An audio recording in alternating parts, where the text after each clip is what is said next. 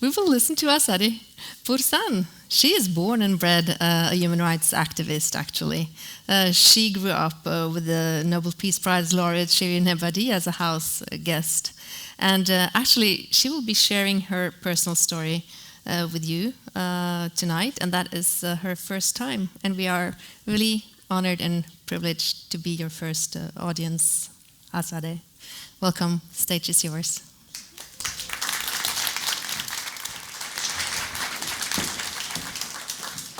Good evening. It's an honor to be here. Not many people could say that they began political action and they were exposed to it before they remember, but I can. I was 2 years old when my father was arrested before my eyes. I don't remember, but the story goes that I had high fever for a few days and I began to stutter as I was starting to speak. So my mom had to work on my speech for many months. But the worst part of it was that when my father returned home after a few months, apparently I didn't recognize him. I had no idea he was my father. I was scared of him. And so he had to reintroduce himself to me, and that took a while. Years later, when we would talk about it, it was always this running joke that I would ask him, I said, you impressed me the first time we met, but I don't know how you managed to impress me the second time we met. And so that was childhood early on. When I was 14, I went to see my mother at the Islamic Revolutionary Court in Tehran. She was a human rights activist, a human rights lawyer, and it was her first arrest. She was on the wrong side of justice this time. I remember when I walked into the Revolutionary Court, I was struck by everything around me. All my senses were very much active. The sense of, the queues of prisoners that were waiting in long lines, waiting for their trials to begin, their sessions to begin. The insults that I could hear the soldiers were saying to the prisoners, the crying mothers of prisoners, the crying sisters, fathers, the begging. And I was very much overwhelmed by what I saw. That when I came home, I wrote in my journal, as I used to, about the impressions that I had, and the troublemaker, activist journalist that my father was, took my writing and had it published in a reformist newspaper in Iran. The next day, I became famous. I suddenly, overnight, became an influential voice at age 14. And I had to talk about my mother's situation in prison. And by way of that, I began to sort of look around me and see a lot of the injustice. And I began to talk more in general about the situation of others in my mother's shoes. And so on. So, things change really fast. And also at home, I had started to be a little bit less of the youngest child of the household and more, if you will, the caregiver of a very strong woman who was my mother and a very strong man who was my father. My mother was diagnosed with cancer because she was deprived of medical care when she was in prison. And my father was just very emotional about everything that was happening around us. And so that is how I feel I joined my parents in their struggle for human rights in Iran. It was in some ways a choice, in some ways not, but whatever it was, I just felt like I was one of them, and it wasn't about anymore being a child of a human rights activist or not. It was that we were in it together, and we were going to fight for whatever that is right. I remember when my mom was in prison, I got a phone call from a friend of hers telling me that we have 2 hours to pack a bag for her, like a prison bag for her. I remember she called me and she said, Azadeh Jan, we have 2 hours to pack a bag for your mom. No sharp objects, no pillows, maybe a blanket and the basics. And so that was the moment where I felt I could not take it anymore. I realized maybe this means that she's actually in prison to stay. Maybe this is just gonna be how it is. And the strong, stubborn, rebellious teenager that I was, I really broke down when I was packing that bag for her, not knowing when it was gonna last, for how long it was gonna last, and when it was gonna end. It was really a true limbo. And I think my senses were right in that it lasted forever, even though she came out of prison within 2 months, that our story continued for many, many years, and our struggle continued for many years. And so I just want to also say that my mom was in prison because she had attended a conference in Berlin talking about the prospects of the reform movement in Iran. And then she came back is when her arrest had happened. When I think about my life in the past 34 years, I always remember those 2 months that she was in prison because something happened in me. Something happened really deep. I think an activist was born in me, and I tried really hard to subdue that activist for many years, thinking that I have to move on, I have to find my own battle to fight.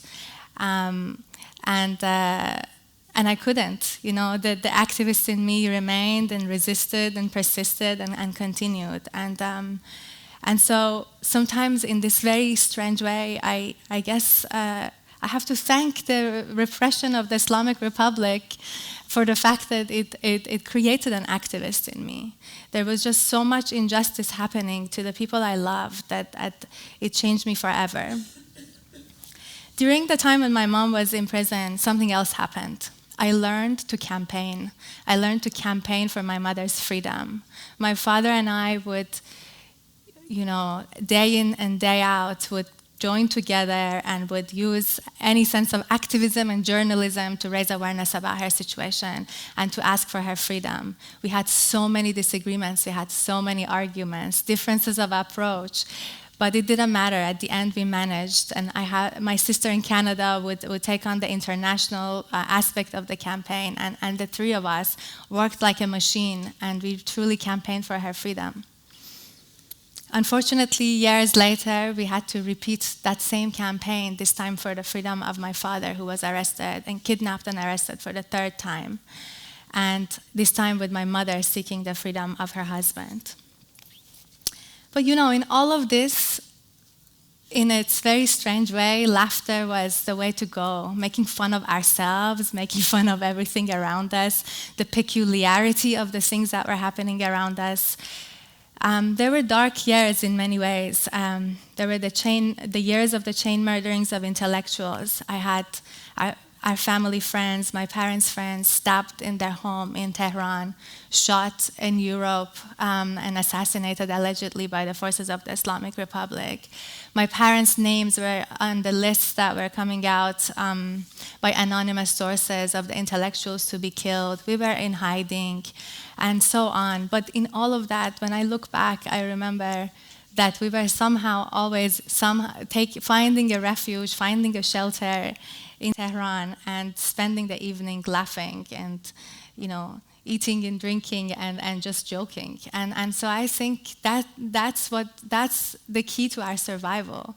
It was those stories and the ability to really see things for what they were and making fun of ourselves when we had to.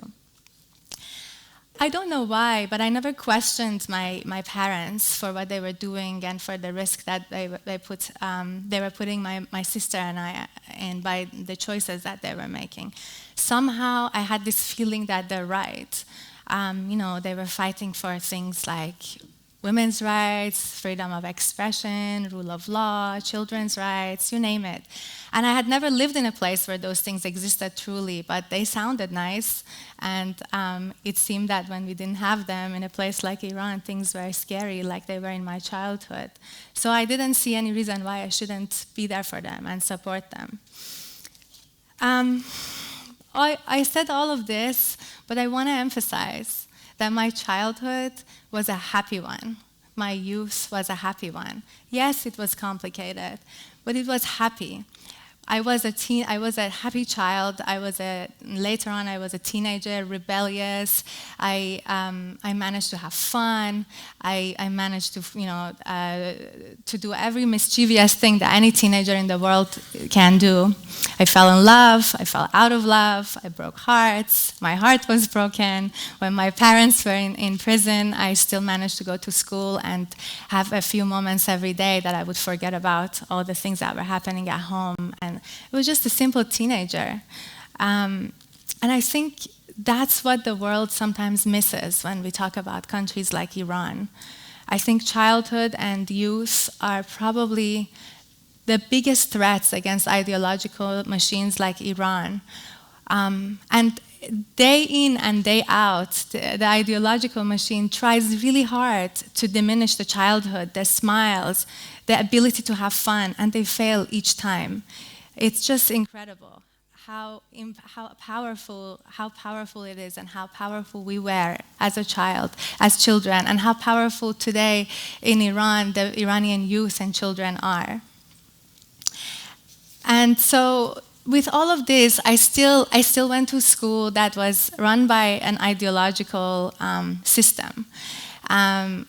We were told things like, if your parents violate the rules of this country, which they claim to be Islam, you would go to hell. Your parents would go to hell. And even though I believed in what they were doing, I sometimes would secretly use whatever prayers that I had learned from school and pray for them so they don't end up in hell. And so was the contradiction. I lived in the contradiction. We lived in those contradictions. And we somehow managed to I appreciated my parents for who they were. At the same time, I learned throughout the years to manage the fears that were instilled in me by the school or by the authorities. My parents remained in Iran for as long as they could. They had all the reasons to leave after the Islamic Revolution. They didn't. They stayed for many, many years. 20 or so years, my mother worked as a lawyer.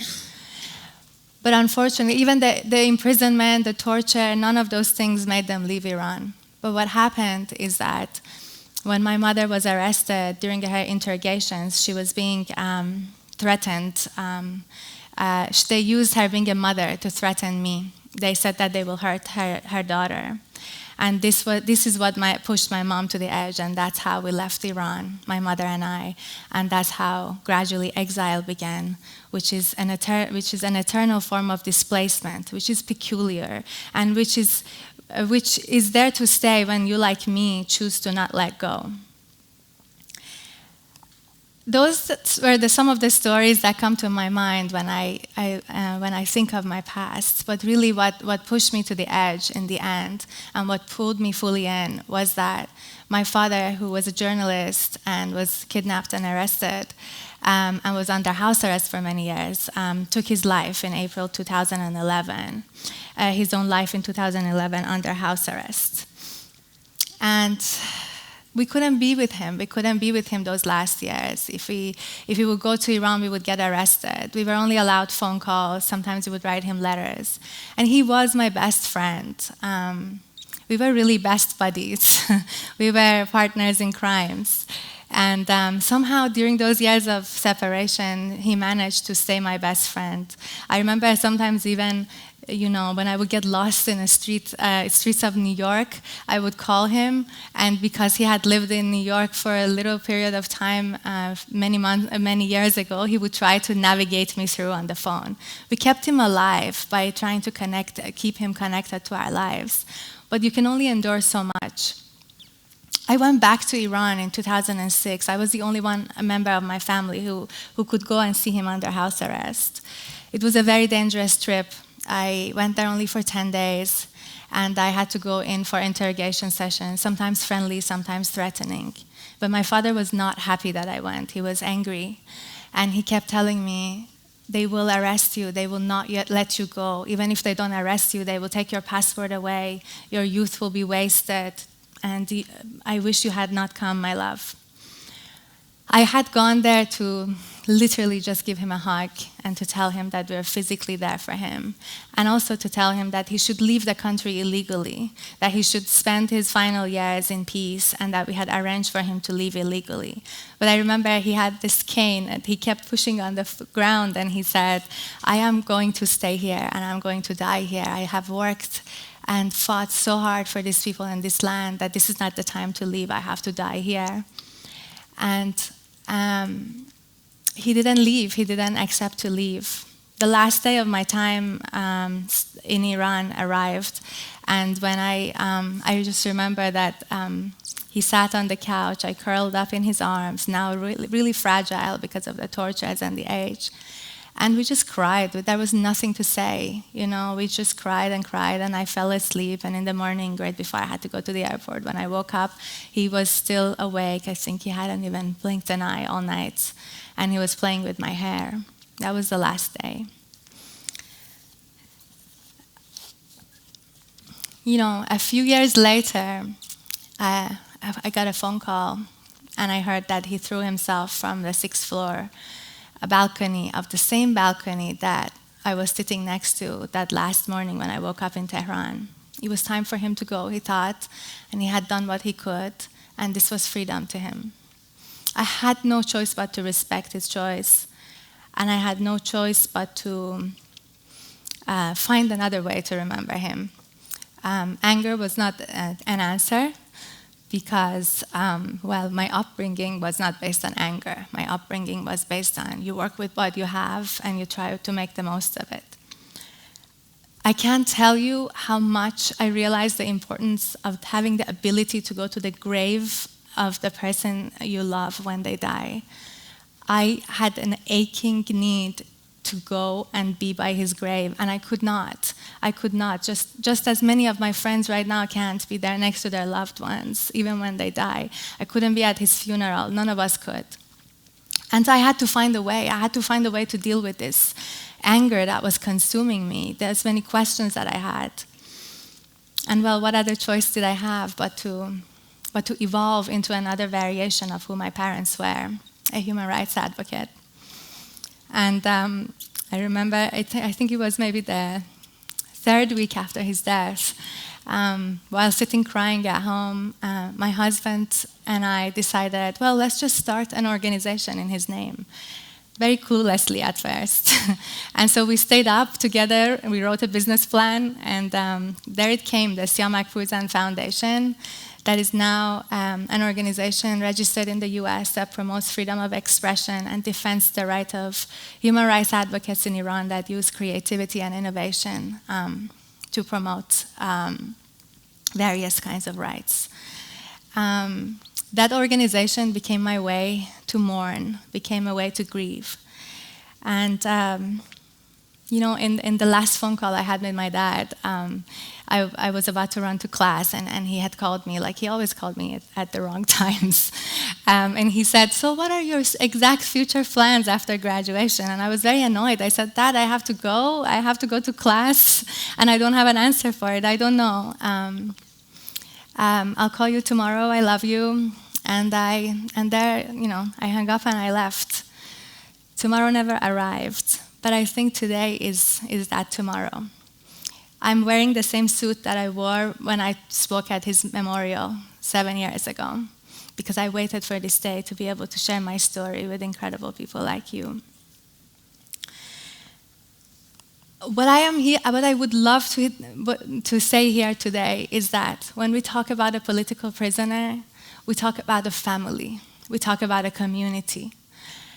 And the children of political prisoners are not just victims, they're witnesses. They are comrades of their parents. We, as the children of political prisoners, cannot be erased. They can torture our parents. They can harass us. They can kill them. They can torture them. They cannot erase us. We just rise to be the next generation of advocates. We have a story to tell. We have watched our loved ones suffer so much that we just simply cannot go on without telling that story. And so if there are any children of political prisoners that can hear me today online or here in this crowd, I want you to know that you are not invisible. Your story is important, and it is your story. It's not your parents' story. And that your voice matters. We are history. We are not just a story. We are history. We are the history that they have tried to erase from all those books in schools. And our story is often repressed because they're scared of it, because there's nothing more powerful than a child having to endure her parents going through what they go through just because they are fighting for the rights of other people. Today in Iran, we have many political prisoners. Many of them are fathers. Many of them are mothers. Many of them are simply fighting for the rights of their lawyers, and they're fighting for the rights of their clients, and then they put the lawyers in jail. They are workers who are just fighting for their labor rights. They are members of ethnic groups and religious minorities. And yet their children are forced to believe that their parents are some sort of criminals that deserve to suffer, and they deserve to suffer with them. There is no such thing. We are on the right side of history. And our story is as a collective journey of a community, of a society for a better future. My love to all of those children of political prisoners. We will one day rise together. Thank you.